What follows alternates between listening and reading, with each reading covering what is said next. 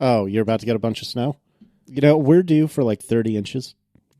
Consider that this entire area shuts down over about 6. As we record this Wednesday evening, the snow isn't supposed to start until Friday. And on Facebook, I saw 4 or 5 different people show images of the grocery store bread aisle, which is eviscerated. The bacon aisle, because hashtag the South, is gutted. It's just apparently a disaster out there. And there's not been a flake on the ground as far as I'm aware. Yeah, I mean, we're supposed to get, like, the tail end of what's hitting you. So we're supposed to get about a foot, maybe, like, about a day later. Which for you guys is like a dusting. Yeah, I mean, like, that's heavy snowfall, but it's not unusual. Like, that happens at least once or twice every winter, and it's fine. However, I tried to buy rock salt today. And there was one kind left. It was like the most expensive kind, of course, and it was like the heavy commercial pro blend or whatever. Was it like sea salt? Like a special artisanal. Well, if you don't use it all, you can sprinkle it over your, seared salmon or whatever. Yeah, the entire region up here is panicking for snow that we get every year. So I can't even imagine what you guys are going through. Like people underestimate the amount of food in their house. Like the idea is that the roads will be impassable, which does that really ever happen? And maybe by Casey it will. And then we will starve to death in our home, because we will not have enough food. Never mind that it would take a really long time for most people to starve to death without any food. And you don't have to worry about water because you can always melt snow. We learned so many things we learned from the long dark.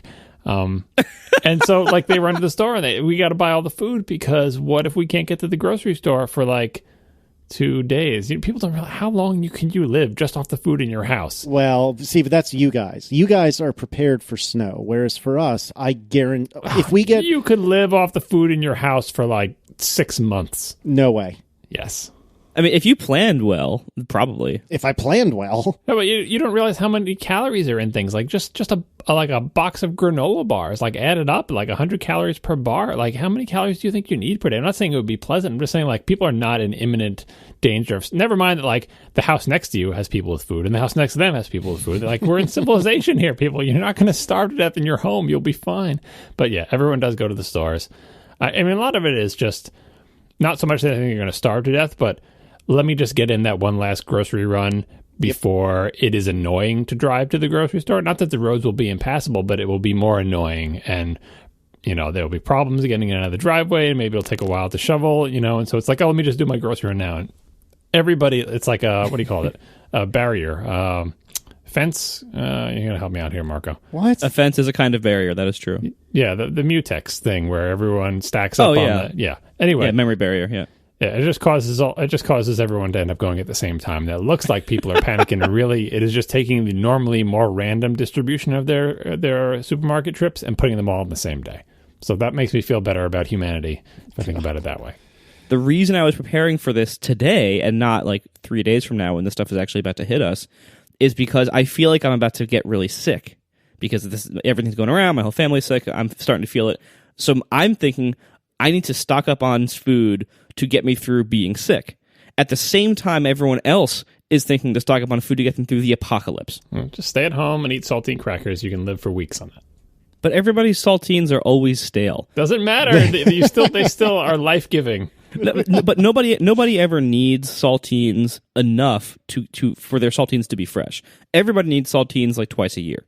So everyone's saltines at any given time are stale. I used to be quite a saltine fiend, but I'm now convinced that when you buy them from the store, I'm now convinced that they're stale in the store. Because a few times I bought a brand new package of them, intending to use them for soup, as you do, and open them up, and I'm like, these are already stale. How is that even possible? I feel like just being one of those old people and returning to the supermarket and saying, I picked these saltines off your shelf and they're already stale. I would love to just go shopping with you sometime. Amen. It would be amazing.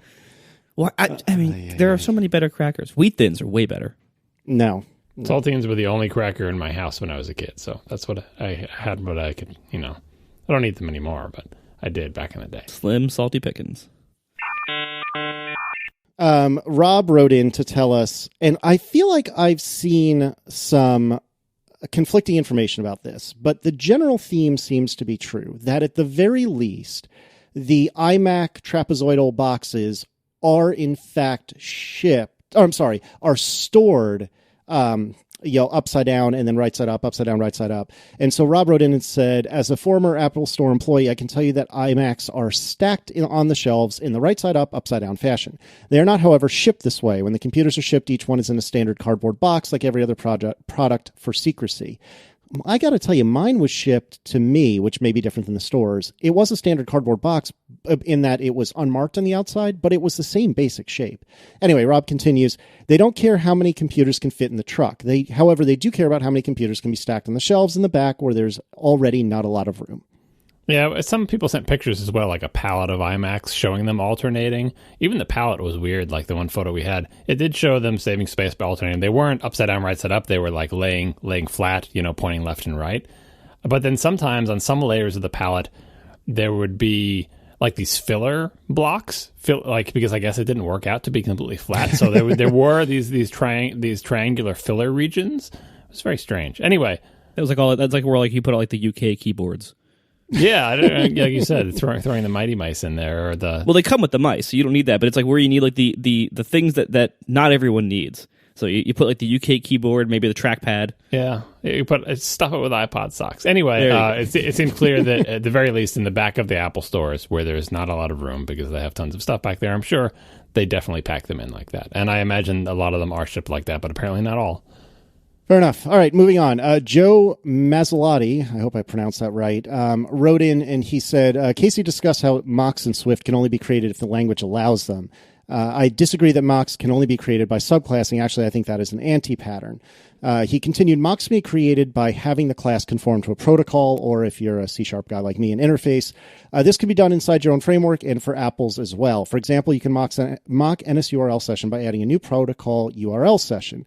Then via protocol extensions, you can have NSURL session conform to your framework. As long as you keep the method signatures the same, Swift will compile without issue. I wrote about this extensively on my blog, and we will put a link in the show notes. I don't think that's entirely accurate what I said. What I had said was that it's really a lot easier if you do interface or protocol, or if you program to interfaces or protocols, because then mocking becomes a lot easier.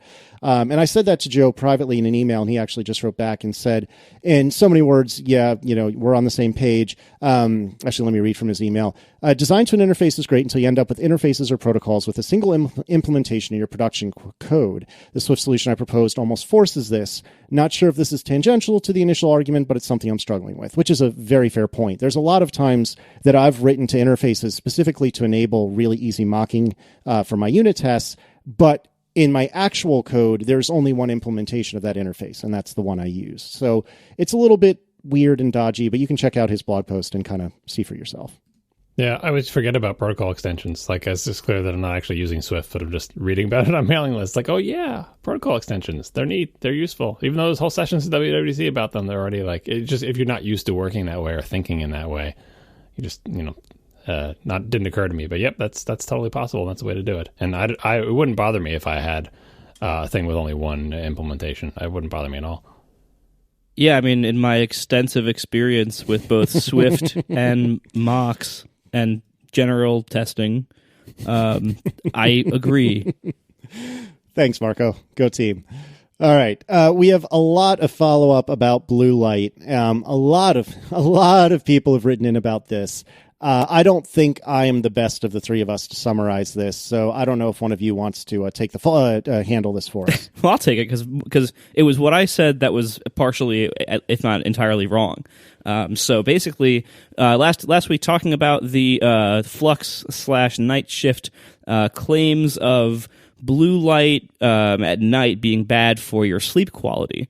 I had said that I was not able to find, in my research before the show, I was not able to find connections that said blue light specifically was bad. What I was finding was saying that just like bright light was bad, and that could negatively affect sleep quality, but the blue light didn't seem to be anything special. Turns out that's totally wrong, that there's actually quite a bit of evidence to suggest that all brightness of light does negatively affect your sleep quality by basically tricking your body into not producing melatonin, I believe. I think that's which is part of the sleep cycle and everything.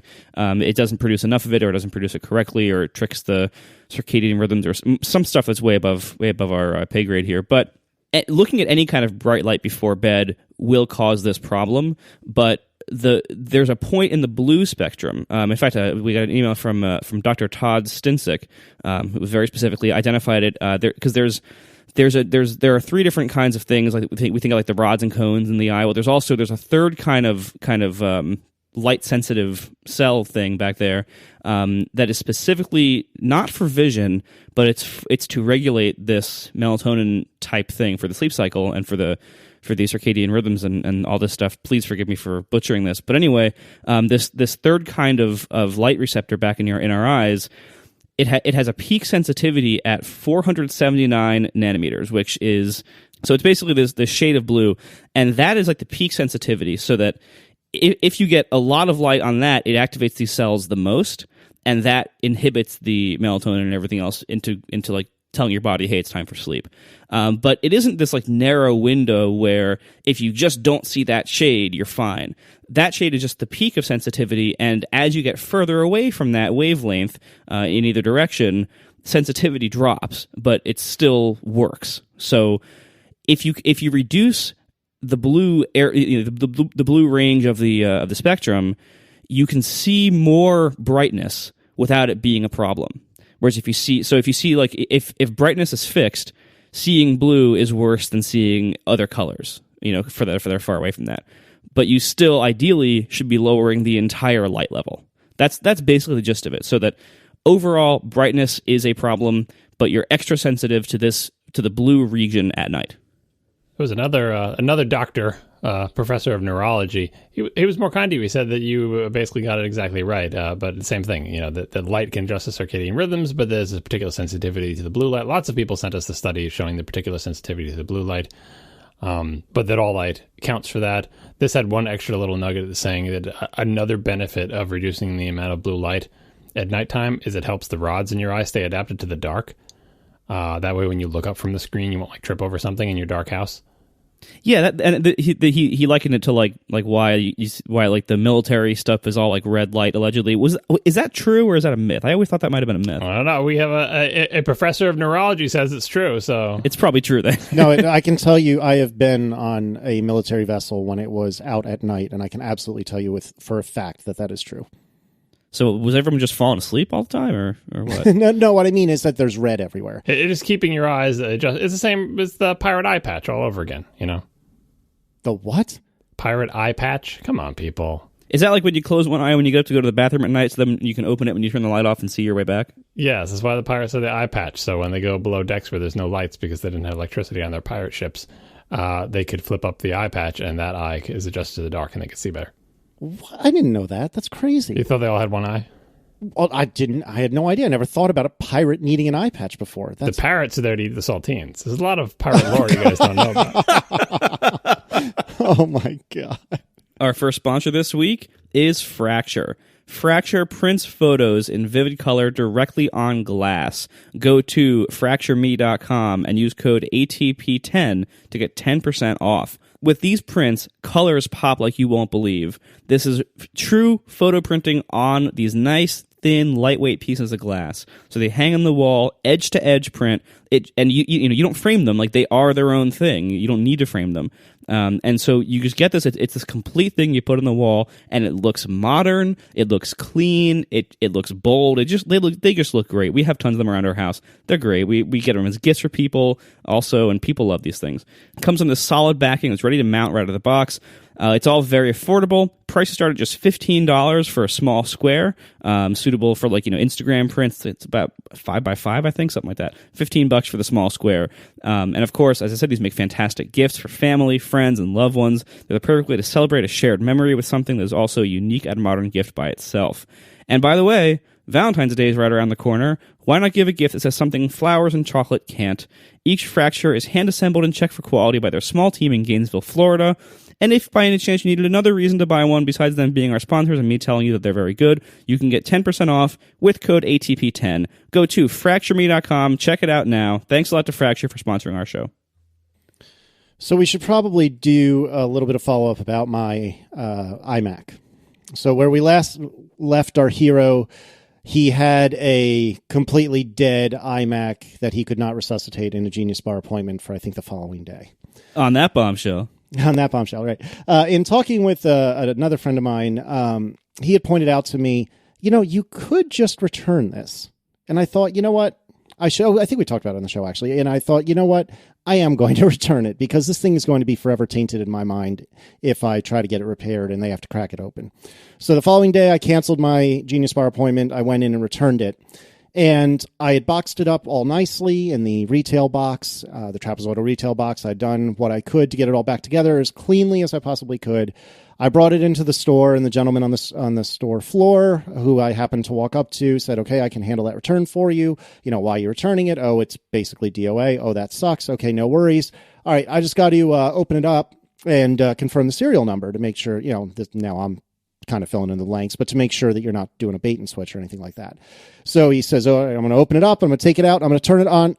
Oh, because he wanted to go into About My Mac and see the serial number and realized, that's not going to work. Now, is it?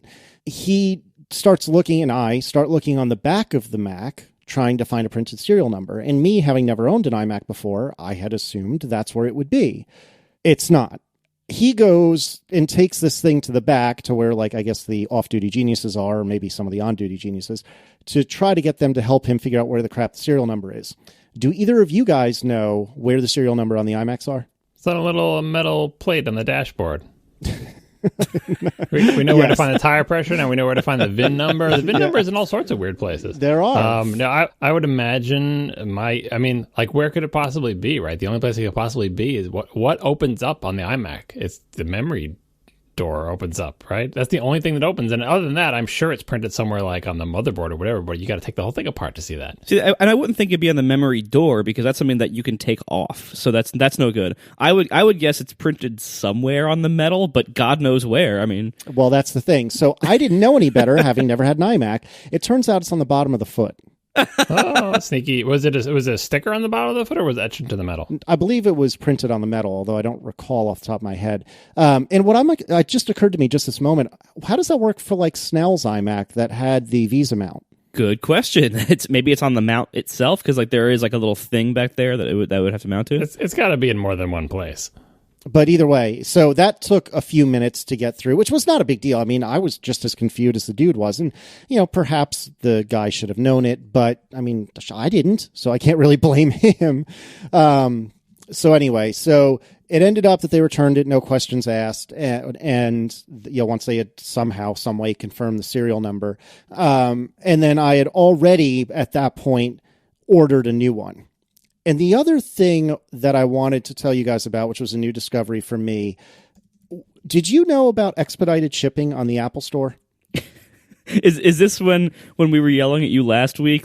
Typically expensive shipping? If I'm buying something that costs multiple thousands of dollars and I can get it next day for an extra $40, I will, even though it makes no sense, I don't do that in normal stuff. If it was $40 to get a shirt the next day, I wouldn't do it. But for some reason, the psychology of the relative pricing works out. Pricing psychology, that's how they charge you $150 for floor mats or your car, and you're like, whatever. Exactly, yeah. It's if it's $40 to get my awesome new computer a day earlier, I'll usually do it, because it's that's the cherry on top, So I didn't know that I knew that I could do faster shipping, but I didn't look into how much it was. Well, now I'm seriously impatient because I've just returned the beautiful 5K iMac that I was waiting for a week as I watched it march across the country on FedEx ground. And this time I was like, you know what? I'm going to do expedited shipping, darn it, expecting that this 20-pound box would be $50 or $100. It was $42, to your point, Marco. $42. And the best part was, it arrived at 8:30 in the morning at my doorstep. Pro tip, if you're going to buy a Mac from Apple and you're not going to get it retail, like a build to order, for example, definitely do the expedited shipping. Is that really a pro tip? Because I think what Marco just outlined is the illogical pricing psychology that makes you think that's a good deal, when in reality you could take those $42 and spend it on lots of other things. It's $42. It's the same size as if you paid $42 to ship a pen to your house, which you would never do because the pen costs $2. But when you're shipping the expensive computer, somehow that $42 for shipping is totally worth it. So I would say, get some books on Zen Buddhism from the library or something and learn some patience, and then pay for the cheap shipping, because $42 is the same size no matter what it's attached to. Who in their right mind would pay $42 of shipping to get a package of saltines delivered from Amazon? Nobody would. But an iMac? Sure, $42. And you waited 4 days for it anyway because you had to span the weekend. Terrible. Nobody likes saltines enough to ever do that. And also, if you ever want saltines, you're probably within 50 feet of a store that has some 12-month-old saltines on the shelf. I'm just saying $42 does not change size when you put it next to the price of an expensive computer. All I'm saying is, for me, and I think for Marco too, damn if it wasn't worth it, because, oh my God, I was so glad I did that. It just it's like a little touch of luxury, you know, like it's like getting like the extra legroom seat on the plane. Well, you know, the 27 inches of luxury don't count, but that $42 quick shipping. You need to spend a lot of time convincing yourself to do nice things for yourself by buying yourself fancy things. It seems like a skill we all have. We're all really good at. I can teach you the skill. Yeah, right. You have seminars. Marco, as I've said to you in the past, you're the best worst influence. Anyway. My seminars would totally have extra legroom seats at the front for an extra $20. So I am talking to you right now from a 5K Retina iMac. This thing is magnificent. To recap, I had bought the mid-range one because it was the crummiest one that could support the 1 terabyte SSD, which is what I got. I got it with 8 gigs of RAM, and then immediately for this one had put in 32 gigs of Otherworld Computing, Mac Sales, whatever they call themselves, RAM. So it's a 1 terabyte drive, 32 gigs RAM, the 4 gigahertz processor, and I am in love. Couple of quick immediate thoughts for those who may be like me and leaving a laptop behind or considering leaving a laptop behind. Oh my God, 27 inches is magnificent.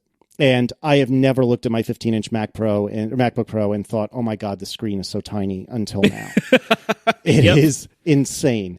And one of the things that I've noticed is I've gotten really, really into using spaces on my MacBook Pro, and I don't use them nearly as heavily here because I have so much friggin' real estate. I can put 1 million windows on the screen. By 1 million, I mean like 5, John. But I can put 1 million windows on the same screen and have them tiled and not feel overwhelmed. It's magnificent. Welcome, Casey. I know. Welcome. I've been trying to get you to walk through this door for so long. You can only bring the horse to water, as they say.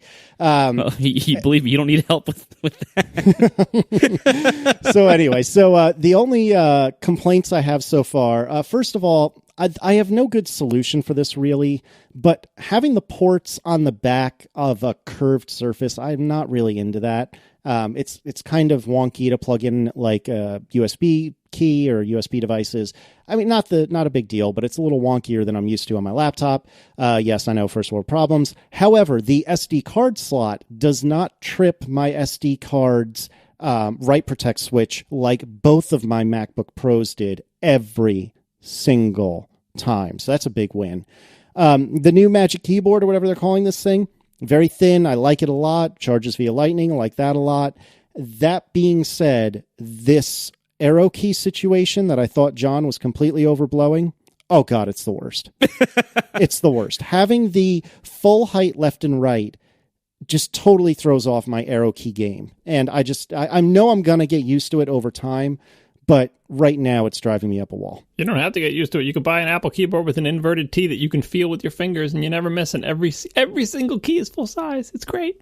Yeah. Or you can also get the Microsoft Sculpt ergonomic keyboard that I recommend so much for like $60 and solve this problem really quickly. But I blew that on the shipping. I couldn't even get that out with a straight face. I tried so hard to sell that, I lost it. Oh God. So anyway, I have just this very moment, I am tweeting a picture of my setup that I had queued up because I didn't want to spoil the fun for those who listen live. And I am really digging this. I think I had mentioned last episode that I have cleaned up my office quite a bit. My desk used to be a total disaster, and now it actually looks nice and clean. The floor you can actually see now, which is really exciting. So I'm feeling good. I'm feeling like this is a fresh start. I'm so happy. I'm just so happy. You finally are on something real. What? Come on. No, I mean, like, look, I did the 15-inch laptop with the second monitor on a desk thing for years, and it's fine. But if you can do this instead, this is better. And it's not a little bit better; it's a lot better. Yeah. It's so far so good. I really like it. And I haven't yet missed having a laptop. Give me time, I might. But I mean, we have enough other laptops that aren't quite as new, but we have enough other laptops floating around between my work laptop, which actually is fairly new, my personal laptop, which I'm thinking about putting a really tiny SSD in, even though it's from 2011. You could probably get an SSD for $40. Yeah, I'm thinking like a 100, or like 64 or 128 gig SSD would be more than enough for an occasional computer. But yeah, so far I'm really enjoying it. So far I'm really, really, really happy.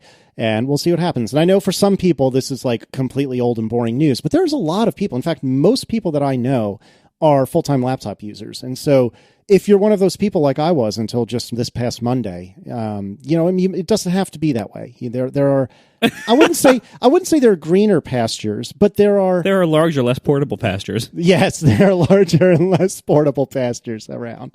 So that's my follow-up about that. Well, and also, I mean, like, if anybody is thinking like, oh, why are they talking about one person's computer choice? You would be amazed how much email we get and how many tweets we get from people asking what computers we use or what they should buy, or asking us to talk more about this kind of stuff. This is the kind of thing, like, a lot of people care about this, and I do too, and I'm one of those people, and that's why I love talking about this stuff. Yep, completely agree. We got one of those emails earlier today, in fact. So that's the deal. But so far, so good. So far, 2 thumbs up on the iMac. John, any thoughts? I think your keyboard's too high. I'm concerned about you, because so this is one of the things when you're switching from laptop to I mean, I guess it depends on what you do with your laptop. If you literally put your laptop on your lap, then you can pretty easily have your arms at a right angle while you're typing. But if you're sitting at a desk the way most people sit at a desk, like with a chair and desk height, like a typical chair and desk height, the keyboard is way too high. So you either need to raise your chair, in which case the monitor is probably too low, and then you need to raise your monitor, or you need to lower your keyboard by using a keyboard tray or something like that. So I'm concerned that if you're going to use this computer for a long time, you may be in a different position than you were with your laptop. Now, if you're using your laptop on top of the same desk in the same position, then you already have that problem. I'm just saying I think your keyboard's too high. I'm also concerned about you hanging your headphones on the arm, the boom arm for the mic. That seems like putting undue stress on the arm, and you are revealing yourself as a left side dock user, which is... Hey, I'm a left side dock user, no, and also please, no. That looks like the Rode boom arm. It is, and the Rode Podcaster is way heavier than the combination of those headphones and that microphone. Now, what's wrong with? Are you a dock on the bottom kind of guy, or are you a right side dock kind of guy? I'm a I wish the dock didn't exist kind of guy. Well, right. Given that's old school. Given that's the case, where do you keep your dock, John? On laptops, I keep it on the right because the screen's too damn small and you can't do it. And on desktops with big screens, I keep it on the bottom and I grumble about it. But the left is madness. Okay, so the reason I have it on the left is a holdover from my laptop days, but generally speaking, I would have in any of my working environments, be it work or home or what have you, I always had the laptop directly in front of me, and then I would have an external monitor to the right of the laptop, and thus the dock was on the leftmost edge of my 2-screen setup. I guess alternatively, I could have done the exact same thing and had it on the far right side of the external monitor, but I've just always liked it on the left, and it seems insane to me, to your point, more so on laptops than desktops. But on these widescreen displays, why in God's green earth would you keep the dock on the bottom? And I should also note that mine auto-hides, which will probably drive you crazy as well. Yeah, I'm not a fan of auto-hide. Now, you keep it on the bottom because once the screen is humongous, it's not like it's really eating into your screen. Like, oh, yeah, it is wider than it is tall, but this thing is so freaking big. Like, it's not like you're eating up the space. So it's fine, and the bottom is wider because if you have lots of stuff in your dock, whether it's lots of docked items or lots of applications, it's more room for them to line up before they start shrinking, right? So, yeah, I guess so. I don't know. I'm a left dock kind of guy. I'm with you on that, Casey. Solidarity in the left dock. I so wish we didn't have to run the dock. Like, this is the one of the few handful of remaining persistent OS 10 things that annoy me.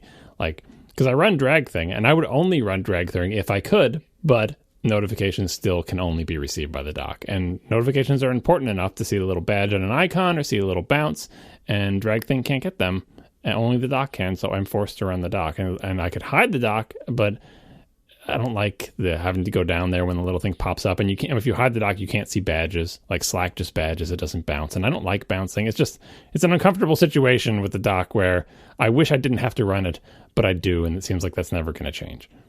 Anyway, the dock I think is the right, as I've written many times. I think the dock is at this point the right choice for most people, but for me specifically, I really wish there was some way I didn't have to run it. Oh, I should also note, just to really drive you up a wall, that I also use magnification, and I like it.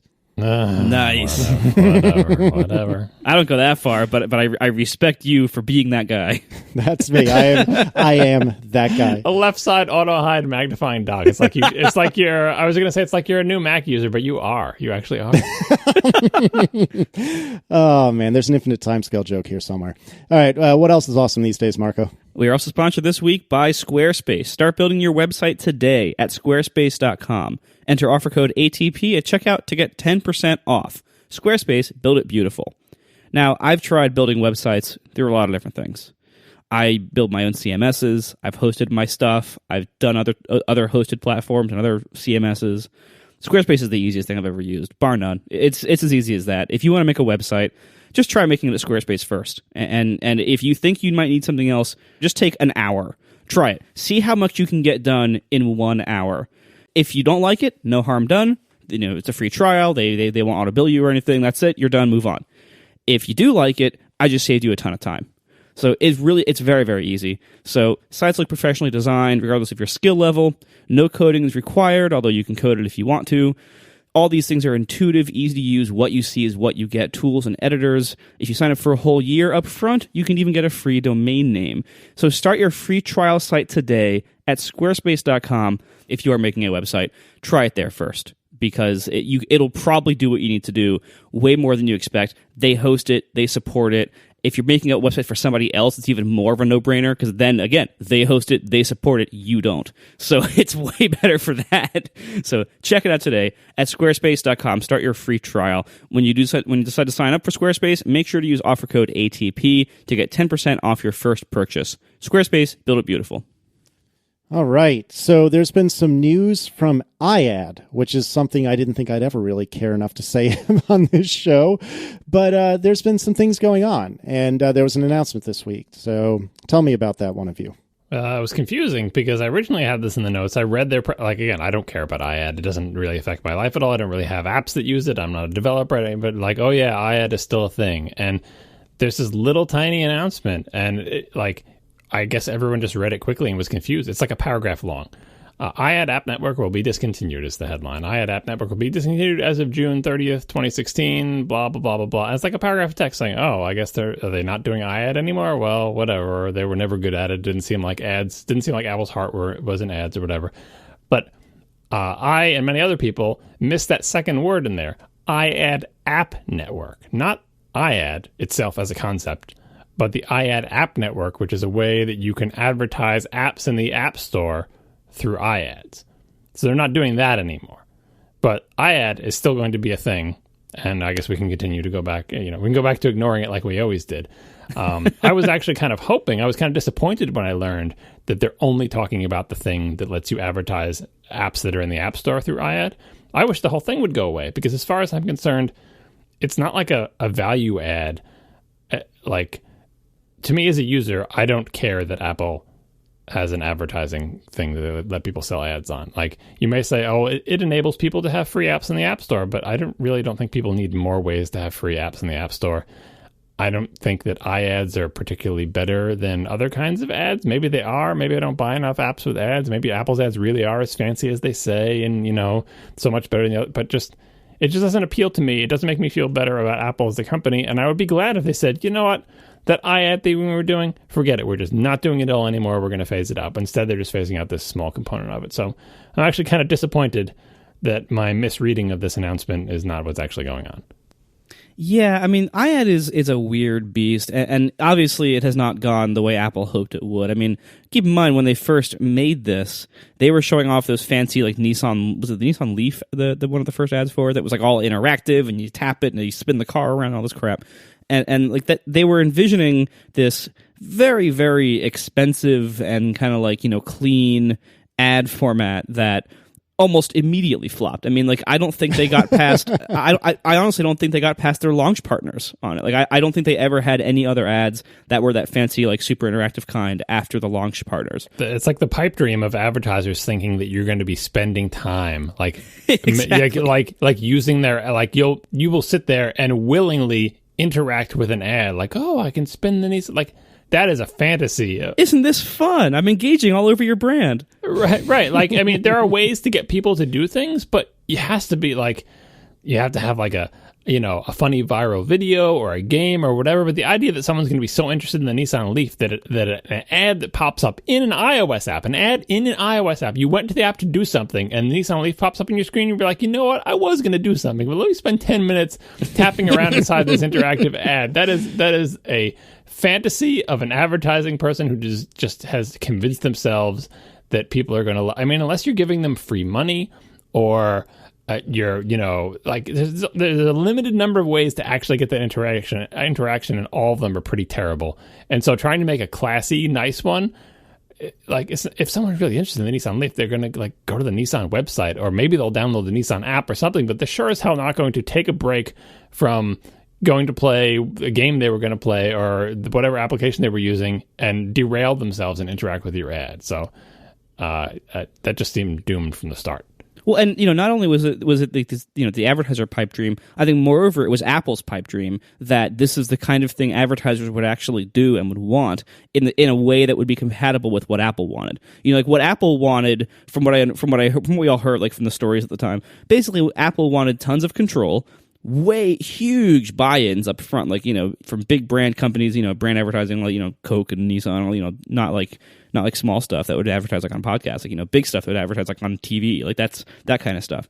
And imagine like working with Apple as an advertiser, like that's just not compatible. Like Apple wants a certain degree of control and everything, and like the fact is like ads, in order for ads to work, they have to do things that conflict with what Apple does most of the time. It only takes like if an advertiser is looking at a bunch of possible platforms they can advertise on, and they're like, well, we can work with Apple and spend a ton of money for an ad that gets X click-through rate, or we can make our own and put it on these many other mobile ad networks that is maybe a little bit more annoying or a little bit more flashy or a little bit less user polite.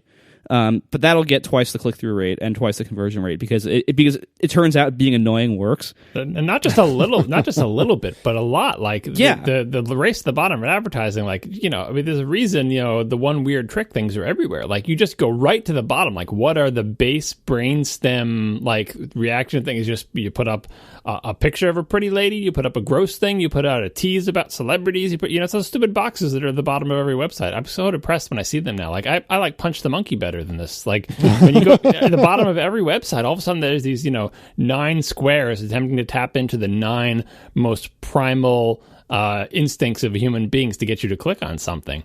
And like I scroll down and like I'll be reading a website that I think is a good website, I'll be like, oh, not you too, really, everybody? Like it's just it's just terrible. And they do that for a reason, because they're effective, right? And so that's totally, like you said, Marco, that's totally against what Apple wants. Apple wishes people were different than they are, but they are not. What people actually click on are one weird trick ads, and Apple does not want one weird trick, or didn't originally. So this utopian vision of iAd, I still think iAd is better, probably about keeping out the worst of the worst scammy ads, but it's across purposes. The advertisers want effectiveness, and Apple wants to not annoy people. And those don't really go together. Right. And Apple also has, strict privacy controls. And advertisers, advertisers, invading your privacy is very profitable. It helps them better target their ads. And, and they even tell themselves it's better for you. Whether you agree is up to you. But, the whole idea of don't annoy our customers and respect their privacy, and we're only going to give you access to this little sandbox of information, and you're only allowed to do these things, like that goes against what every advertiser wants and what many other ad networks would demand. So the only ways to make this work would really be if they banned any other kind of ad network from running on iOS, which they could do. And I'm surprised they didn't do that. I am too. But they could do that, no question. But and maybe they will in the future. I doubt it, but they could. It would be a little hard to enforce because you start getting into questions of maybe what is an ad. But App Review has never shied away from right. vagaries and difficult distinctions. And all that would mean is all the advertisements would be coming as push notifications instead of only 15% of them. So iAd, it started out this way with this fancy Nissan Leaf stuff. It very, very quickly did not fill up with those things and instead started filling up with crappier ads. Your earlier point is I think fair, of like, why do they even run this at all?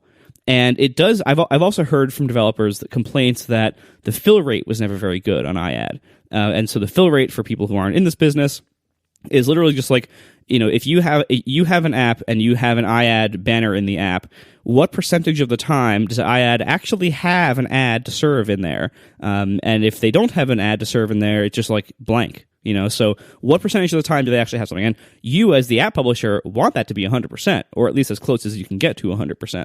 The iAd people basically have never had that kind of fill rate, as far as from what I've understood. And so what usually happens if you're implementing iAd, usually you have like a fallback network where you can supply to the iAd thing. You can say, if you don't have an ad, show this. And then there you put in another ad network that will presumably have something to show there for you. So on one hand, you can say, like, if you can think about why Apple might want to keep iAd, to me the biggest argument is they think it's like the lesser of the two evils. We're like, well, if you're gonna have ad supported apps, which seem to be a common enough thing now, that's a given now. Like there was going to be ad supported apps.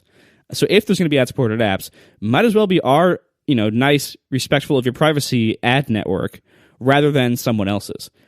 That is the best argument for iAd still existing. But in practice, because everyone's using these backfill networks in addition to iAd, we're not even achieving that goal. Like, we're not getting the nice privacy and everything else. Like, we're not getting that because if you're running ad-supported apps, you're running arbitrary code from God knows who, from these other ad networks that's doing God knows what on your phone. And at least iOS has things nicely sandboxed and everything to make it a little bit harder to be creepy, but there is still creepiness to be had. And so I think the theoretical goal of iAd being like, well, better us than them, I don't think works in practice. So I think I'm with you, John. Like, I don't really see why they keep running it. Also seems like a previous generation ad network, because these days the thing to do is not, we all know about native advertising, but like the in-between, where it's not completely native advertising, but it's like in the flow of what you're normally doing. It's not a banner on the top or bottom of the page while the rest of your app continues its business. If your app has any kind of timeline, for example, the ads would be put in the timeline, like Instagram ads. They just appear to be another picture, but oh wow, my friends suddenly became better photographers. Oh, it's an ad. It's not a banner that appears coming down from the top of the Instagram app while you're using it. That's the old model. Like, you want it to be integrated. So not everyone has an app that's like that. Obviously, they can't work for games and stuff like that. Although actually it can, because you put billboards inside the games and do all this stuff like that. But yeah, Flappy Bird made all of its money via ads. Yeah, that one did have just a little banner, but advertising that's better integrated into the application is certainly the trend, and iAd doesn't give you any help there. I agree that it seems like it's mostly there just because, like, hey, we want to make it easy as possible for developers to write apps for iOS, and since some developers want to be free with ads, we provide a way to make ads. And if you don't like it, do your own way. But when you're just starting out as a developer, in the same way that you may not have credit card processing set up and be able to deal with customers and be able to do all this other things, hey, the App Store will do that for you. And you want to put ads, don't worry about negotiating a deal with an ad network. We'll do all that for you. Like, it seems like a sort of starter kit training wheels type thing that also happens to give Apple a little bit of control. But the fact that it's not super popular means that I don't see it evolving into a more sophisticated framework for like, say you have a timeline app. Here's a new WWDC session, how you use the iAd network to have native advertising filling in your application instead of just having banners above and below and stuff. And I don't know. It just seems like one of those products that Apple doesn't really seem to care about, that's not important to the company, that's probably not going to get a lot of attention. The only announcement out is a paragraph little thing saying you can't advertise your apps in it anymore. It just doesn't seem like a winner. If they're going to keep doing iAd, they should go all the way. They should ban other ad networks and make iAd so good that actually works. But now they have this weird, like, kind of, half-butted way of doing it with, like, it's just kind of like, well, we have this thing, it mostly sucks, you can also do these other things, and everyone who ever tries both will end up doing this other thing because it's going to be way better than us. I think that they can't go back and close the door on third-party ads now, because I think that would put them at an even bigger competitive disadvantage against Android. You're probably right. Like it's maybe when Android was really weak and they were the big game in town, they could have set a precedent like they did with so many of their strong arm app store things, right? But at this point, like it's too late. The horse is out. Can't close the barn door. Whatever, half butted is right.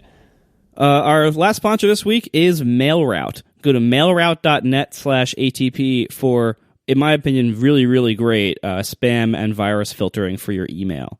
So IT departments are expected to do more in 2016, but with less money. This includes the really important stuff like stopping spam and virus attacks. EOL announcements for trusted hardware and software options make these decisions more difficult. First, Postini went away, now MX Logic. Now, if you knew what either of those things were, who can you trust to replace them? Who can you trust to do this job well and stick around? Try MailRoute. MailRoute will protect your email and your hardware against spam, viruses, and other attacks. There is no hardware or software to install. If you own your own domain, that's all you need to use MailRoute. It is a hosted cloud service for filtering spam and viruses from your email. Their team is focused exclusively on email protection since 1997. Their interface is easy to use and loaded with admin tools, including an API, and it's all designed to make your life spam-free. Right now, MailRoute's offering price matching for McAfee and MX Logic customers. Stop spam today with a free 30-day trial of MailRoute at mailroute.net/ATP, or you can email them if you're a salesperson. You can email them sales@mailroute.net. Listeners of this show can get 10% off for the lifetime of their account. This is an amazing deal. It isn't just 10% off, one time or if your first order, 10% every time they bill you for the entire lifetime of your account by going to mailroute.net/ATP. MailRoute protects your email from spam and viruses. That's it. That's all they do. They do it better, and they've been doing it longer than anybody else out there. Go to mailroute.net/ATP. Thanks a lot to MailRoute. Also, I use them myself, and I like them a lot. So check it out, mailroute.net/ATP. iTunes Radio. Apparently that's going away-ish. The free stuff is going away. As a listener of ad-supported radio and Apple Music, we want you to know that it is being discontinued starting January 28th, which is probably about a week after this episode is released. Additionally, with an Apple Music membership, you can access dozens of radio stations handcrafted by our team of music experts, commercial-free with unlimited skips. So they're kind of pulling in the reins on iTunes Radio, too. Yeah, you still have Beats One. Beats One is still free, but I guess the other ad-supported, I mean, maybe people aren't listening to them. Maybe it's just a reacting to the market or whatever, but it's just an excuse to, another opportunity to say, if you pay for Apple Music, you get lots of cool stuff, but you're not getting these ad-supported radio stations anymore. You just get Beats One. Beats One is free even if you're not an Apple Music subscriber? I totally forgot that iTunes Radio was a thing. This news made no sense to me until just now. When I finally remembered, oh yeah. It's like I had, and this are also like services that you forgot existed that are now being changed or canceled, and you're like, well, all right, I guess. Yeah, I mean, a lot of people were upset about this part of it. Like I saw a lot of people talking about it, but I thought there was some kind of like Apple Music like indefinite trial mode. But I guess that was just iTunes Radio, which they launched like a year or two earlier, and that was basically their Pandora clone. So that one had like a free ad mode and a paid mode, right? Was there a paid mode? I don't even remember. It was such a weird kind of half-baked service for all that time. But Beats One, so Apple Music has always been paid only, but was Beats One allowed to be available for free? The chat room says Beats One has always been free. Oh, I did not realize. Never knew that. Yeah, me neither. Well, we should do some homework from once every now and again. All right, your homework is to listen to Beats One for a week. Good luck. Yeah, right. No, none of us were into that part of Apple Music. So speaking about things that we know nothing about, let's talk about the new Apple Music apps. I know a little bit about them. I downloaded it. I tried to do things with it. So they announced a new version of GarageBand for iOS, which is great. It looks cool, looks interesting for people who use GarageBand on iOS.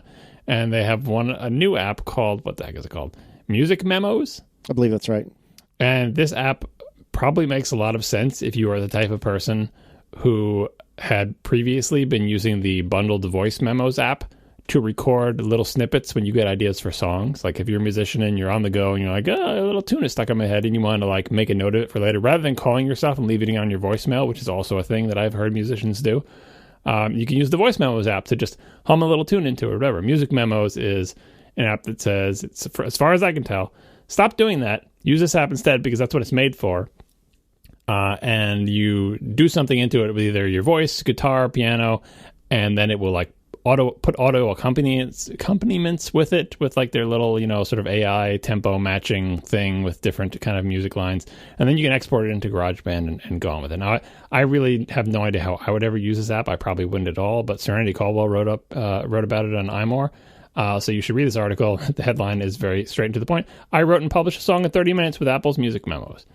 So this is clearly an app with a definite audience that is not me, but it seems neat. In the same way, GarageBand seems neat. And it got me thinking about iOS. This starts to get into our area, and Marco's area specifically. iOS devices as platforms for doing audio stuff. They seem so perfect because they're small, battery powered.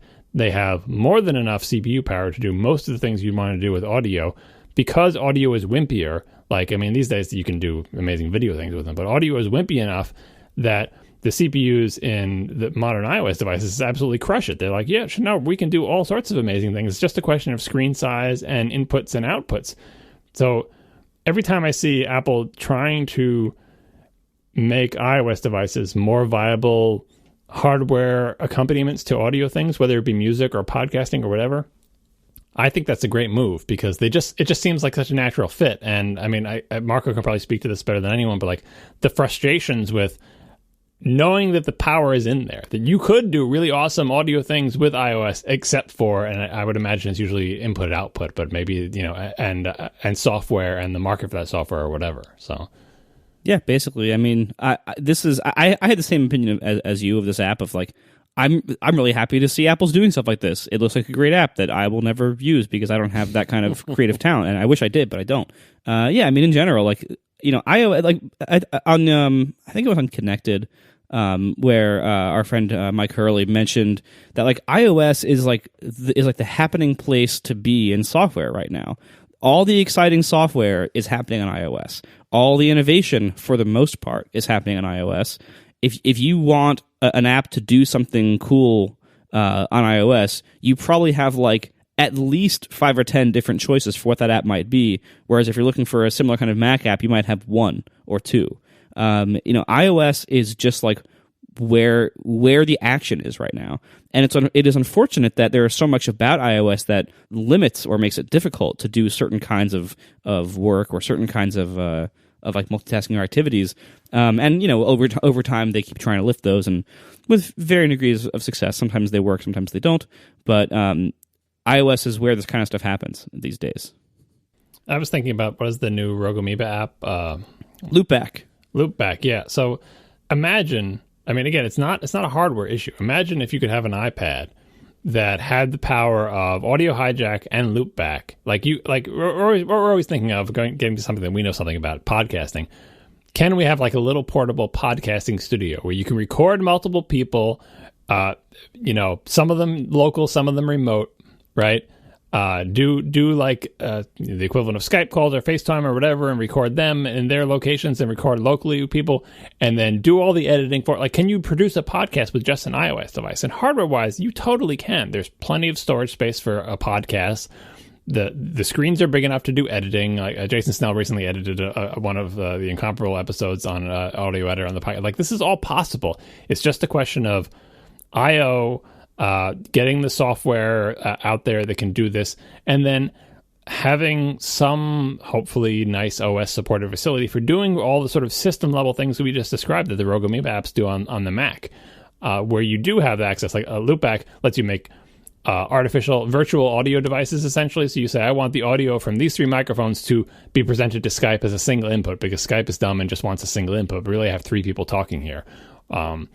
And Audio Hijack lets you set up audio pipelines from this app to that app to this app. Like, say you want to have like a soundboard app where you can insert sounds into the podcast in real time and have the other people who are on the call hear it. Like, these are all things we all do today on a Mac. It's why Macs are powerful and we love them. But hardware-wise, there's no reason an iPad can do all of that. It's just software barriers.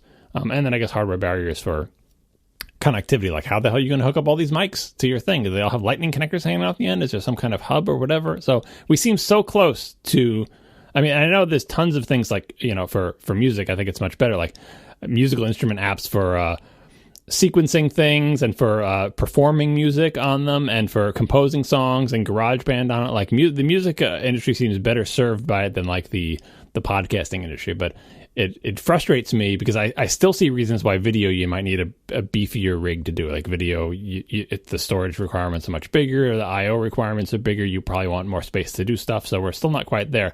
But audio, we just seem like eternally on the cusp. So I'm really happy that Apple also sees this, because if someone had said, hey, what do you think the first new app for iOS that Apple's going to announce in 2016?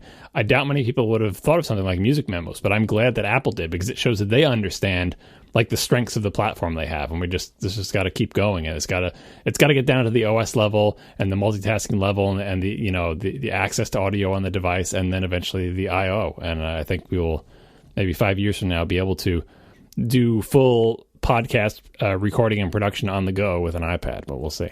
Is that what Fraser Spears is doing with Canvas, with Federico Viticci? Is he recording on the iPad as well? I believe he does. See, I thought so too. It says in this blog post, which we'll link, that We Are Walking the Walk 2, the show itself is edited and published entirely on iOS using Ferrite, which is what Jason Snell's been talking about. I thought that they had said that they were also recording it on iOS, but I'm not 100% sure. I know Fraser does. I'm not sure if Federico does, but okay, yeah. Maybe that's what it is that only Fraser does, and that's why I didn't say it in his blog post. Yeah, I mean, I think Apple has this view of how the world should be, how modern computing should be, and what they mean by that is iOS, and how things should be isolated from each other, how things should be safe and should be secure and locked down. And if you look at what kind of innovation happens on the Mac and on historically on desktop computing, it tends to very frequently involve some kind of hack that is just not possible on iOS devices. For instance, what you're talking about, so like if you want to record something for podcasting, there are special tools that basically try to do like, voice over IP and also record it so that you can use it for podcasting. They tend to not be as good as just using Skype. So what everyone does is we just use Skype, and then we use apps on the Mac to record our Skype calls. That mostly are hacks.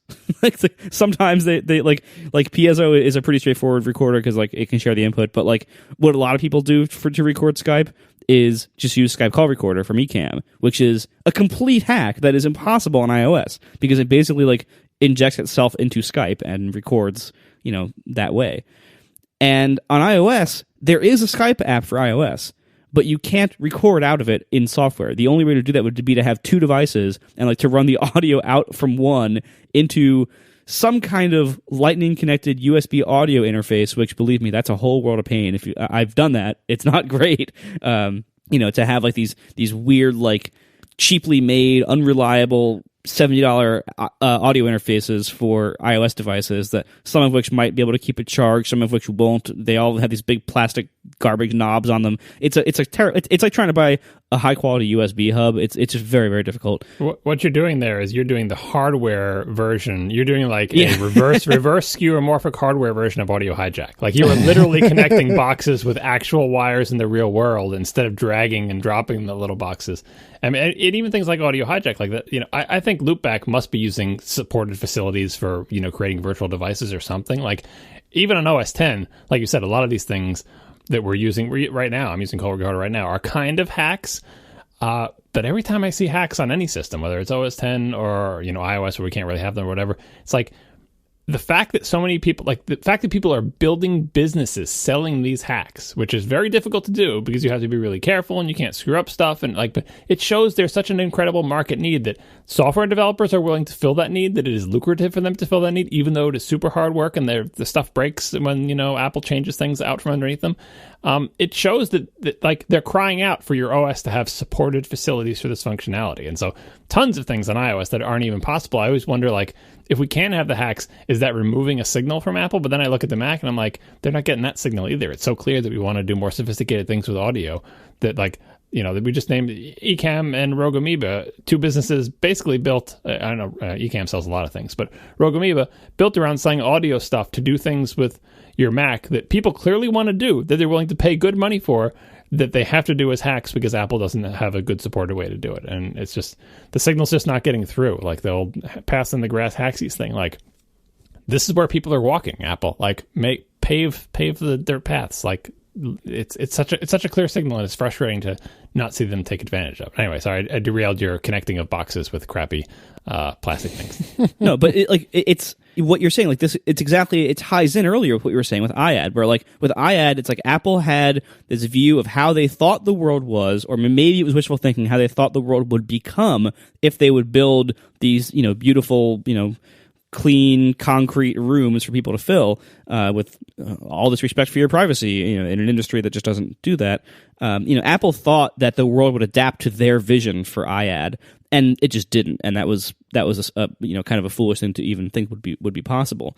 And I think you can look at the bigger picture of how they lock down iOS and to an increasing degree the Mac, but the Mac is still nowhere near the level of lockdown that iOS is. So you can look at that versus the pressures of us needing some of these hacks to get our work done or to innovate. Like so much innovation has happened through hacks like this.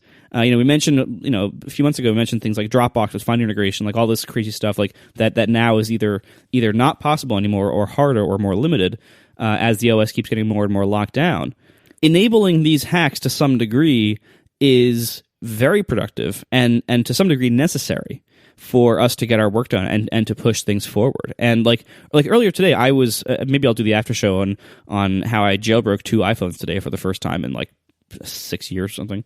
But and it's for the same reason of like Apple has this vision of how things should be, and everything is locked down and isolated, and it will allegedly work perfectly, and it's the future of computing because they're the ones saying it's the future of computing. Because certainly, if you're the one talking and you're making computing devices, you want to say yours is the future of computing. Doesn't mean you can say it as much as you want. Doesn't make it true. It might become true, but there's no guarantee of that. But they're saying this is the future of computing, but they have this very highly opinionated view of them being in extreme control of quite a bit more than what their users can do, and what, of course, developers can do as well. And the reality of that is you have people saying, I can't get work done on iOS devices because of reasons X, Y, or Z, and Apple's trying to knock those reasons down. They're trying to solve it. They want people to be able to get their work done on iOS devices, but there are these major barriers that Apple won't budge on that are just fatal barriers to a lot of these uses. Podcast recording with Skype is, yes, it's a narrow thing that only podcasters care about, but it is a very good representative of the problem as a whole of so much of what we do today is like these big private centralized power holders that we have to deal with. So in this case, Skype. Turns out Skype is the best VoIP thing for podcasters to use to communicate with each other while they're recording. And if you want to record a Skype call, you can't sit around and wait for Skype to release an iOS app update that will enable recording in their iOS app, because they probably will never do it. You have no input on that. Like, that's out of your control as a user or developer. What you can do on the Mac is you can kind of hack around and you can make this work. On iOS, you can't do that.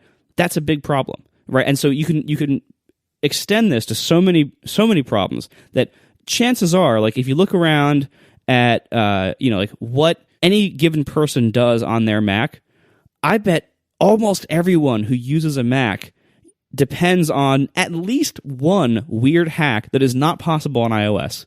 They depend on that on the Macs to do what they need to do. And sometimes these are Apple doing these hacks because they can hack as much as they want. Sometimes it's other companies. And on the Mac, we can still do that. And on iOS, we've never been able to. And that does limit things in the same way that, like, Apple's insistence on the app being like the strictly walled container for your data has been so limiting so far with iOS. And they're starting to break down some of those walls with iCloud Drive and stuff, but with mixed degrees of success and mixed degrees of confusion. Yeah, that's the big paradigm switch. That's the difficulty of, like, the monolithic app. Because, like you're saying, you're waiting for Skype to add that feature, or those people, like the apps that you have to say, oh, this app will let you record multiple people and it'll do voice over IP. Like, you have to have one app to do it all, because it's not, even on the Mac, it's still somewhat difficult, but at least on the Mac, historically, we've had the ability to mix and match. Here's the best app for talking to someone over the internet. Here's the best app for recording. Here's the best app for editing my podcast. Here's the, like, that we had job specific apps that you could use to work together to perform a single job. Or in iOS, it's like, well, it's kind of easier if you just have one app that's like called Podcast Recording Studio, whatever, that does everything.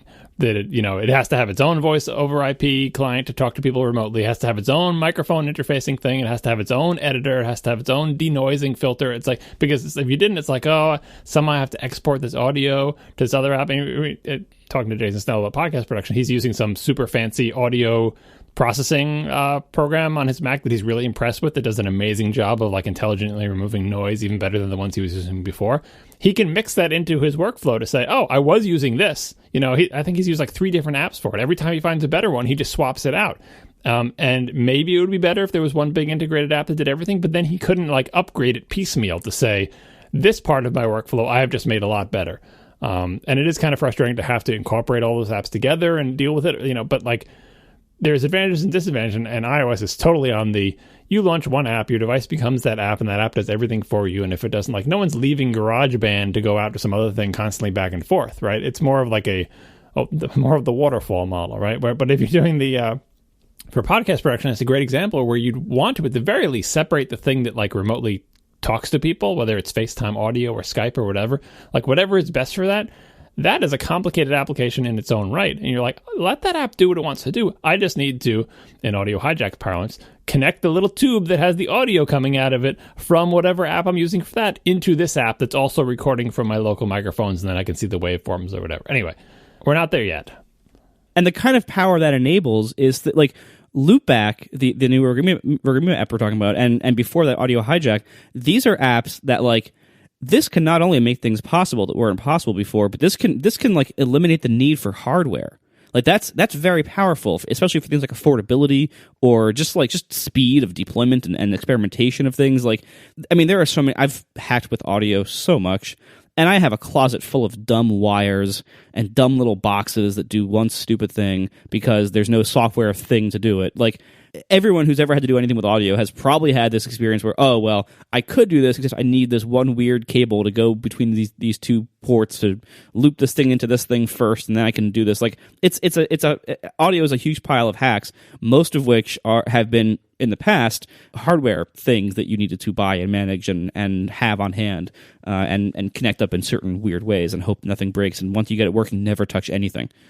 And then when you get the software side of this, you can move this stuff around. You can play with it. You can do things for free with no hardware in seconds that you could never do before. Like, that's very powerful. That's the kind of innovation that computers are all about. This is what computers have always been about: is breaking down barriers of what can you not do. What in the physical world or in the previous world before your computer came around. What were you either not able to do because it was too complicated or out of reach, or what was too expensive for you to do, before with dedicated hardware or special needs or anything, and the computer knocks down those walls and says, now you can do it. It is very like kind of democratized. If you move towards this world of the monolithic app, like you're saying, John, the monolithic app is not only more restrictive than that, and it eliminates a lot of those gains or significantly reduces them, but also it is kind of less democratic in a way, because like the number of people who can make a really great noise removal tool for audio is way bigger than the number of people who can make a complete audio production studio app and back-end service. The monolithic app requires that each app be way more advanced than the kind of Unix philosophy of a tool does one thing and does that one thing well, and you have multiple tools involved in a workflow. And we're not even close to that. Like, if you think about Photoshop, that is a massive application. It does tons and tons of things, but there's still Illustrator. Like, there's still room for, like, it doesn't matter how big you make the pieces. There's still MS Paint. Right. Well, I'm just saying, like, that Photoshop, despite all the vector tools that they keep adding to Photoshop, Illustrator still has a role. Those are 2 massive applications. We're not saying, like, every tool is like, oh, this is a tool for making circles. This is a tool for making squares. Like, it can be ridiculous, because whenever you say Unix pipeline, they're like, oh, one tool does one thing well. Like, no matter how big you make it, there's always a certain point where you're making Photoshop, and it's like, well, if we're doing page layout, should we add that to Photoshop? No. Like, keep it in InDesign or what. Like, there's always something else. So like we were saying, for podcast production, there are so many aspects of it that no matter how big you make any aspect of that, like you can imagine an amazing like Skype equivalent for iOS that is really reliable. Like it's an incredibly hard app to make. That's it. Just do that. Even that alone is basically, maybe not as big as Photoshop, but it's a big problem. Fine, take that and move it off. And then if you want to go down to all I do is reduce noise, like that can be a very small app. But there's so many things in between.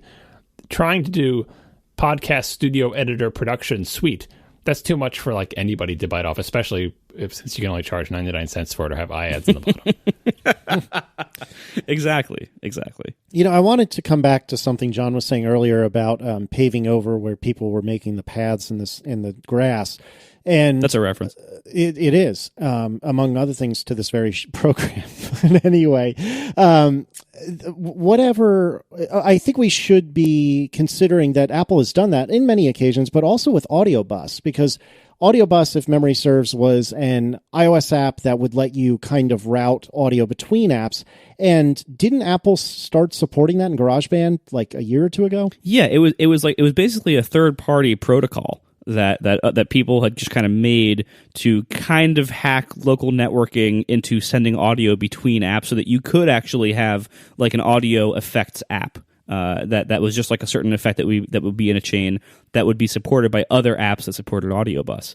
And so the big deal there was that not only did Apple not ban that from the App Store, but they built in support to GarageBand on iOS to work with Audio Bus apps. So that was very powerful. And so audio is a slight exception to this rule in iOS in that they did support Audio Bus. However, only apps that work with Audio Bus work in this system, and Skype doesn't.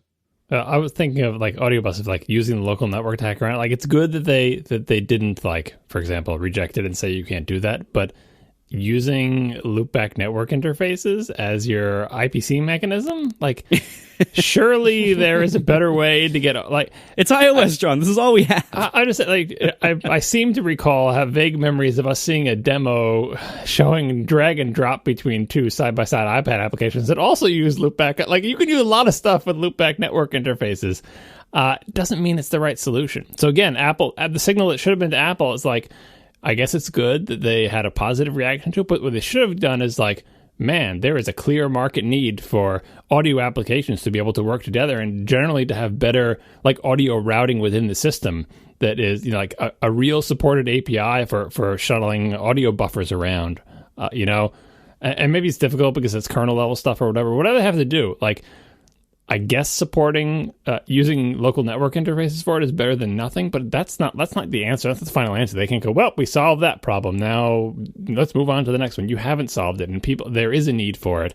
And letting a third party, dictate the protocol is just so un-Apple-like. So I would just love for them to keep advancing in this realm and to address the clear market needs. Yeah, and to kind of break some rules here and there, like. Audio Bus was, first of all, as you said, I think that was an exception. That was a fluke. That was not like the common pattern that Apple's doing here. But you look at something like, well, only apps that opt into it are compatible with this system, and Skype doesn't support it. Well, in the world of desktop computing, which is still wonderful, by the way, hey guys, still here, still wonderful. In the world of desktop computing, we can break those rules. We can say, you know what? Skype doesn't support this. Well, we're going to be clever as Ecamm or users of Ecamm software or other people like this. We can be clever at, Rogue Amoeba stuff. We can say, you know what? Even if your app doesn't support this, we can work around that in this technical, semi-hacky way, and we're going to say, we're going to enable this. And that is so powerful for just enabling people to do things. This is the kind of thing I'm talking about. Like, on iOS, that category of value and that category of innovation is almost impossible. There are some areas for it, but it's very, very limited compared to what you can do on Mac OS X or on Windows or anything like that.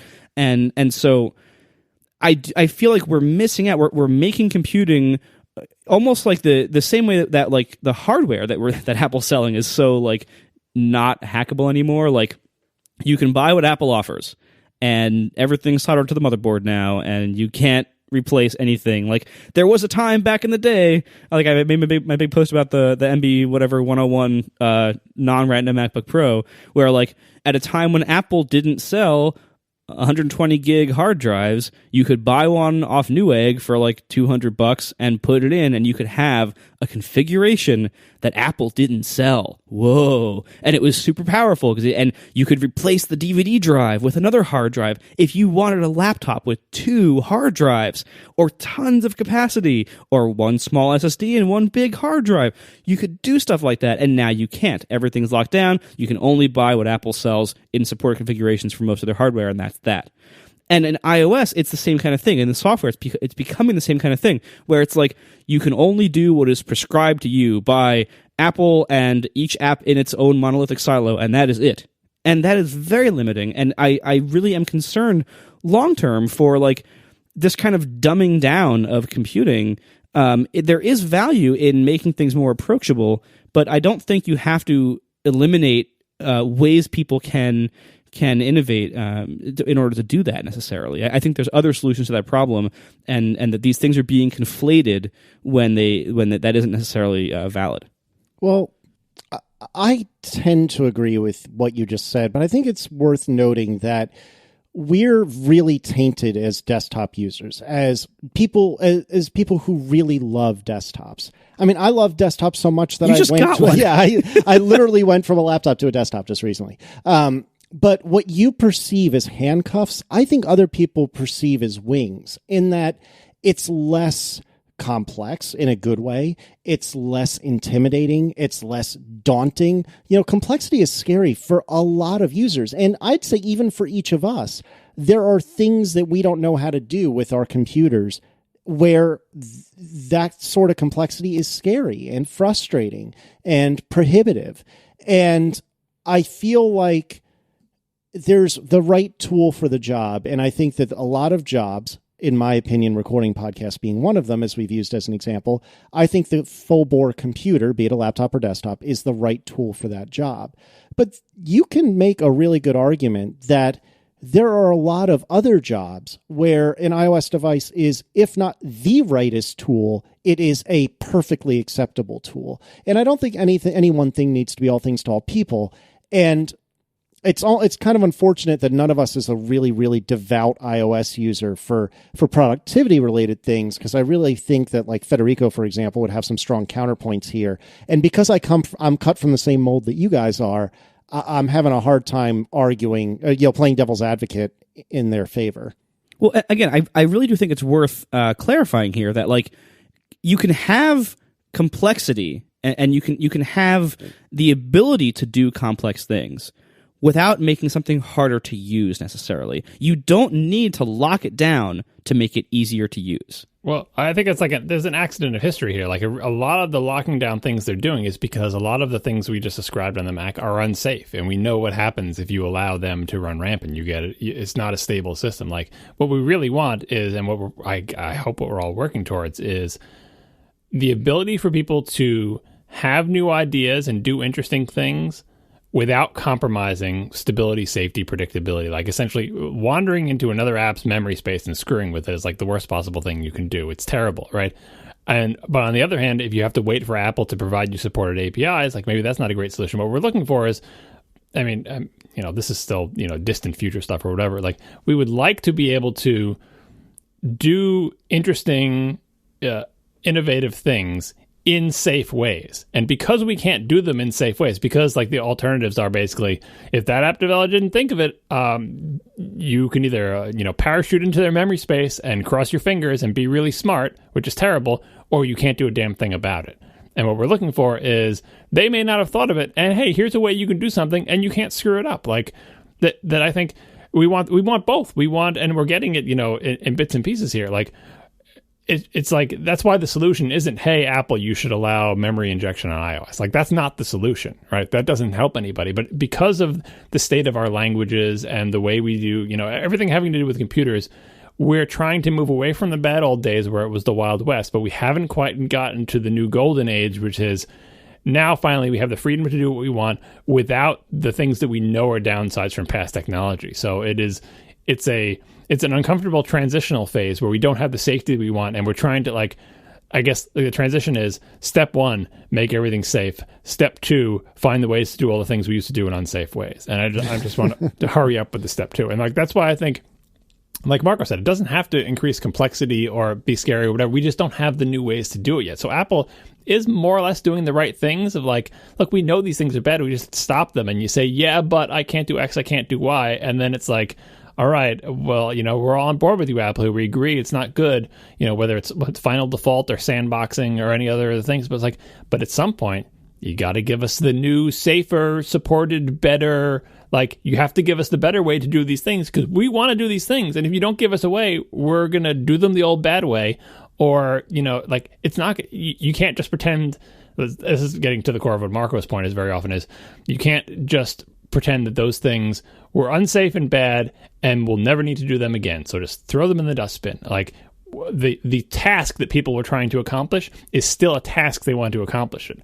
If you give them a different, better way to do it, they will take it. If you give them no way to do it, then they will just find some other way to accomplish that task, probably going back to the old bad ways. So I definitely feel like we're in a transitional period with all this iOS stuff and with the iPad Pro and everything like that. And it's just it's an exercise in figuring out how we can evolve this new, clearly safer, clearly easier to use, less stuff that you shouldn't have to be concerned about.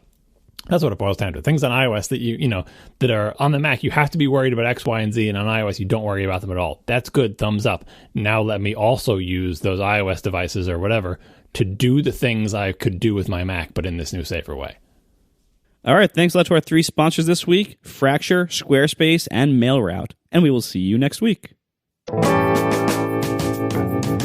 Now the show is over. They didn't even mean to begin, 'cause it was accidental. Oh, it was accidental. John didn't do any research. Marco and Casey wouldn't let him, 'cause it was accidental. Oh, it was accidental. And you can find the show notes at atp.fm. And if you're into Twitter, you can follow them at CASEYLISS. So that's Casey Liss, MarcoArment,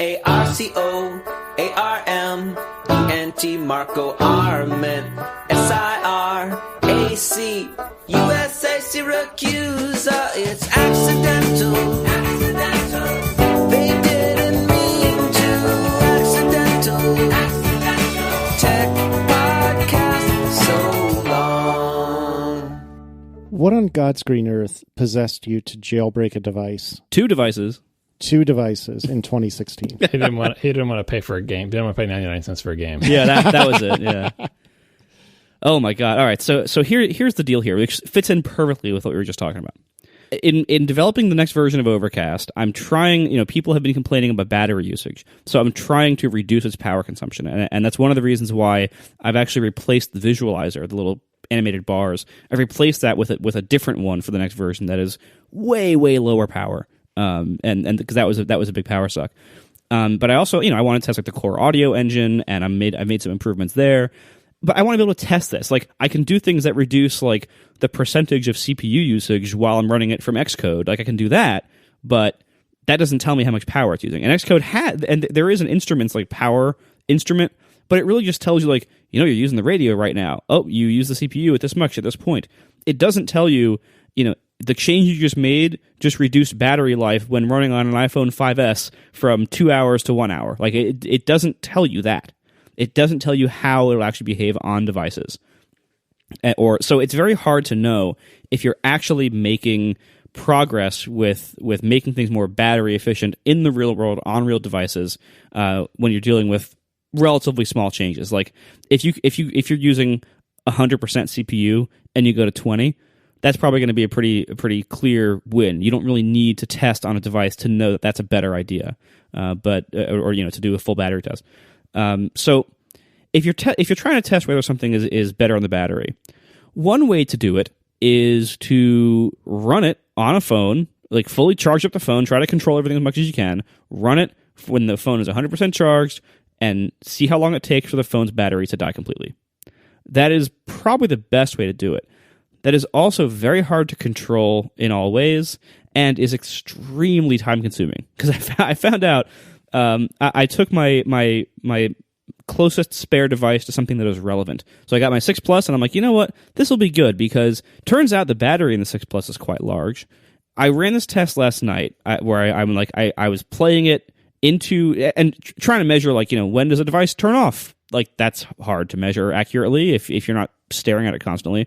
So I had this big setup where I'm like, all right, I had the 6S or the 6 Plus playing through the headphone jack into a USB sound card that was recording onto my laptop, and the laptop was just kind of like in the corner, like, just recording, just like record as long as possible, and then in the morning I'll get up and I'll see, like, where it stopped, and I'll see, like, how long of playback did I have playing files continuously off this thing, and then I can compare it to, like, the built-in podcast app to see, like, what's my target, like, what should I be trying for, what can a podcast app do if it's, like, totally integrated using all the official APIs versus what can mine do.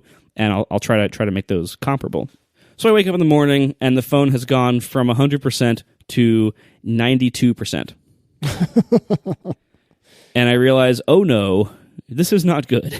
So you just need like another week of testing, and you'll get down to 0. I was expecting, because it has Wi-Fi on. So I'm like, I want any kind of sync activity, I want that to be counted. So Wi-Fi's on. It's logged into iCloud, to an iCloud account, but there's no other ads, it's a restored phone, everything else is off, and airplane mode is on, but Wi-Fi's on. So it's not using the cell radio, because I don't have an extra SIM anyway, it doesn't matter. That would kind of be unfair, because conditions can change and everything. So I'm like, all right, we'll just use Wi-Fi. Turns out a 6 Plus with in airplane mode, just using Wi-Fi with the screen off, only playing audio out of its headphone jack, is insanely power efficient. And if you actually want to use Overcast to do that, you can expect something like 100 hours of playback time. But that makes it difficult to actually, develop and notice any big changes, because if it takes you 100 hours to run a full test to see, did what I just do make a difference? Did the change I made today, did that meaningfully change battery life? That's kind of a crappy cycle to be on. And I could use like a 5S, which has way less battery life, or a regular 6S. But like those mostly have the same problem. The 5S would be the closest to be the smallest battery in the group, but my 5S is also from when 5Ss were new, so it's a very old battery, and the 5S hardware is very different from the 6 and 6S hardware. Like the CPUs have gotten better, the hardware is different, the screens are different, so like the power profile might not be the same. Something that is way more efficient on a 5S, some change I make that's way more efficient might be less efficient on a 6 or a 6S. Most of my users are on 6s and 6Ss, so like that's what I should be testing on. But still, like, how do you do this without it taking 100 hours or 80 hours or 60, these massive time spans? So the other way to do it would be run it for a while, run it for run it overnight. Look at the battery percentage when you start, and then in the morning look at the battery percentage when it's ending, and then just extrapolate. You can be like, well, if it took 8 hours to go from 80% to 60%, then battery life would be X if it had a whole charge. That's an okay way to do it. It isn't the best, because the percentage meter isn't always exactly accurate. Battery life is not linear. Exactly. So it isn't the best way to do it, but it can at least give you a reasonable approximation in a short amount of time. One of the problems with that is that it's just imprecise. You're using this 2-digit percentage. There's nothing you can do with that that's that precise. Like it took the 6 Plus.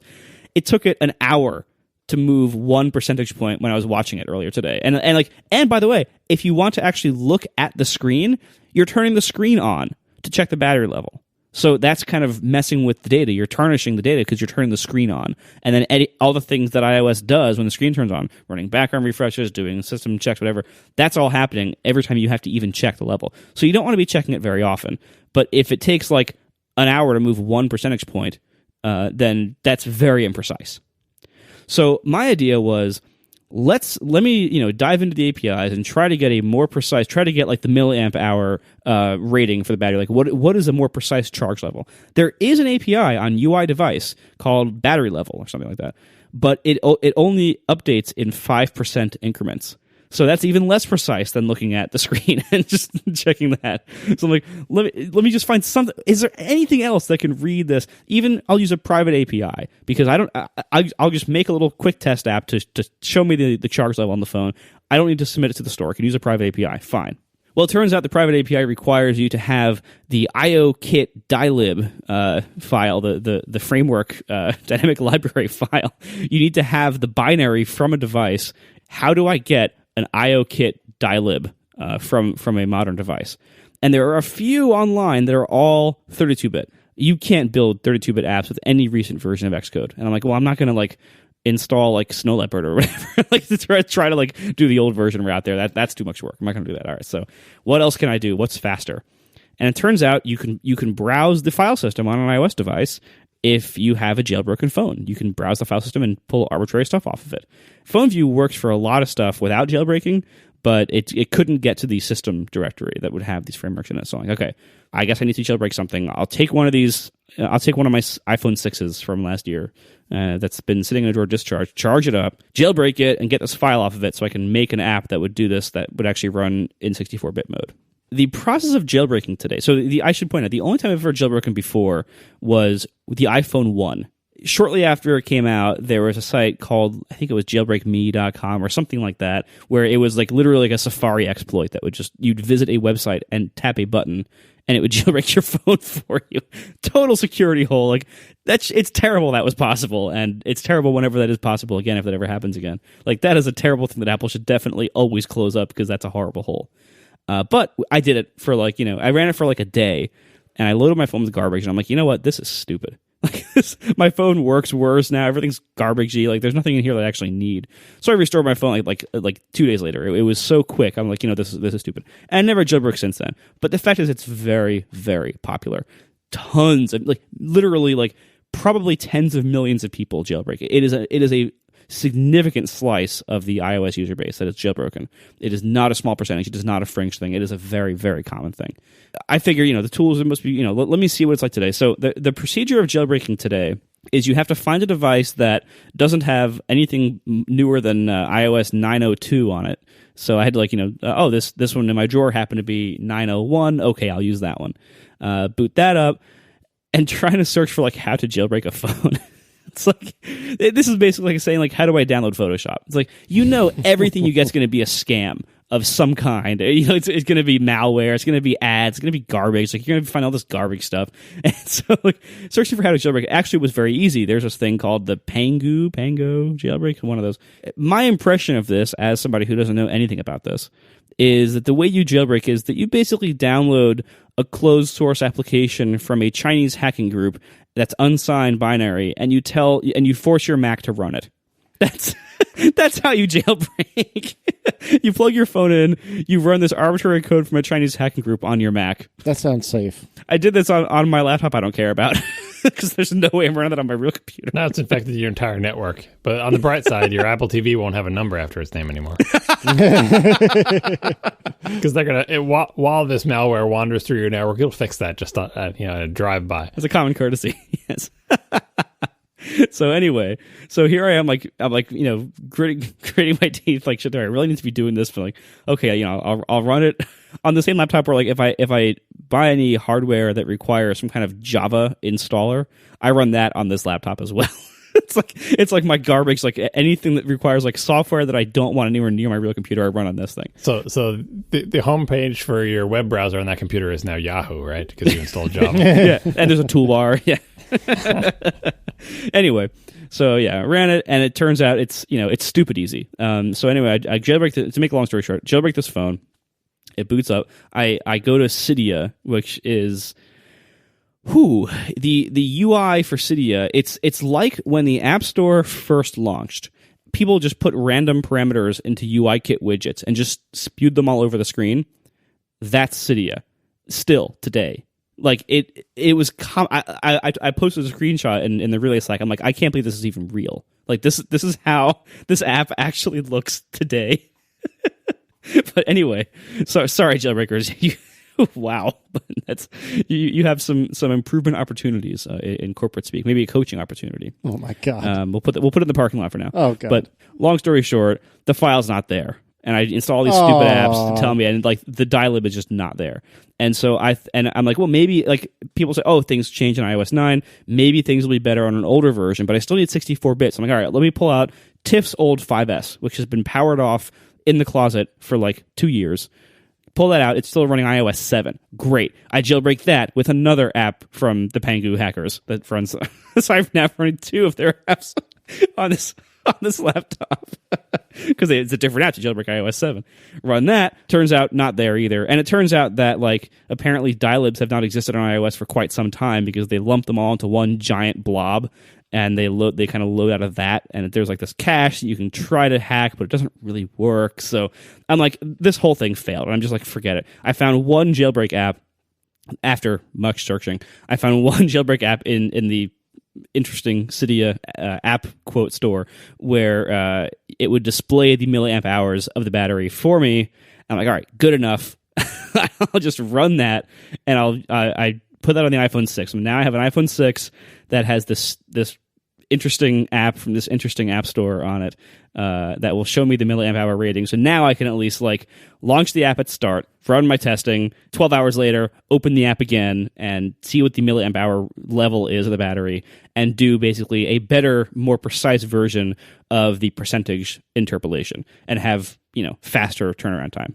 That's my incredibly long, boring story about jailbreaking today, and I would not recommend this to anybody. This is, if anybody knows an easier way, just using private APIs that I could just do in development that wouldn't involve jailbreaking, please let me know. But yeah, I don't know. Yeah, I haven't jailbroken since I think my 3GS, and I did it at the time for SP settings, which basically was Control Center long before a Control Center existed, and it was pretty magical.